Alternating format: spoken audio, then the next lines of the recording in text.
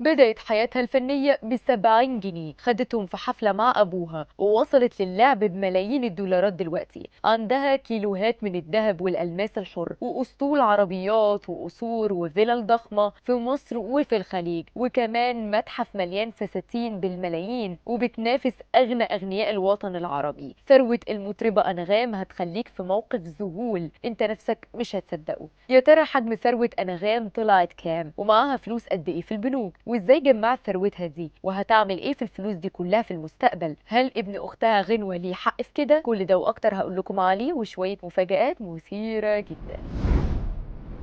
المطربة أنغام، أو خلينا نقول صوت مصر الأول، اتولدت وفي بقها معلقة دهب. ما هي بنت الموسيقار الكبير محمد علي سليمان، يعني كانت بتلعب بالفلوس لعب. ما هي عيلتها غنية وواصلة، ومع ذلك بدأت مشوارها الفني من وهي صغيرة، وحبت يكون ليها اسمها الخاص بيها، وكمان ثروتها تتعامل بعيد عن ثروة عيلتها خالص. دخلت أنغام الوسط الفني وقدمت أول حفلة ليها مع أبوها، وخدت أول أجر في حياتها 70 جنيه. وقتها فرحت جدا بيهم، كان عندها حماس أكبر انها تكمل مشوارها وتكبر اكتر عشان تاخد فلوس اكتر. وبقت كل فتره تقدم حفله ورا التانيه واغنيه ورا التانيه لحد ما اتشهرت، وبقت من اشهر واهم المطربات في مصر والوطن العربي، لدرجه انهم بيقولوا عليها دلوقتي صوت مصر الاول. تخيلوا بقى معايا صوت مصر الاول بتاخد كام في الحفله، اللي بيكون سعر تذكرتها بيوصل ل40,000 جنيه. او كمان الاغاني وتترات المسلسلات اللي بتقدمها، وكمان الاعلانات اللي بتظهر فيها. الحقيقه انها ما بتظهرش في اي اعلانات كده والسلام، لا، ده لازم يكون اعلان لاكبر الشركات في العالم علشان تاخد فلوس كتير، وبرضه حاجه تليق بيها. طبعا انغام كانت ذكيه جدا وبتجمع كل فلوسها وتحافظ عليها،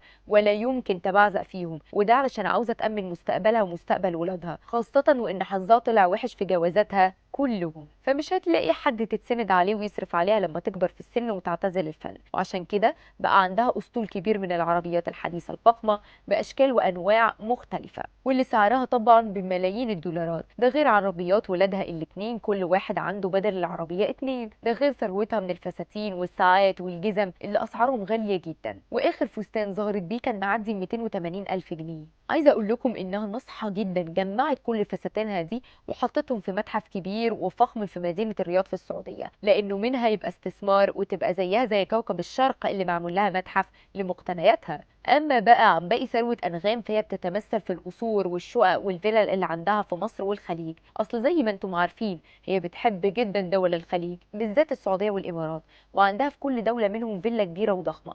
ده غير القصر اللي عايشه فيه مع ولادها في مصر. دي كمان عندها كيلوهات من الذهب والالماس الحر، ومحتفظه بيهم للزمن برضه. طبعا كل ثروتها دي غير ثروتها اللي في البنوك واللي بتتقدر بملايين الدولارات. طبعا انغام قدمت كتير للفن وتعبت كتير واشتغلت على نفسها، واكيد بتتمنى سيرتها تفضل مكمله والنجوميه ملحقاها. بس يا ترى ايه اكتر اغنيه ما تقدروش ما تسمعوهاش لانغام لو قررتوا انكم تسمعوا ليها؟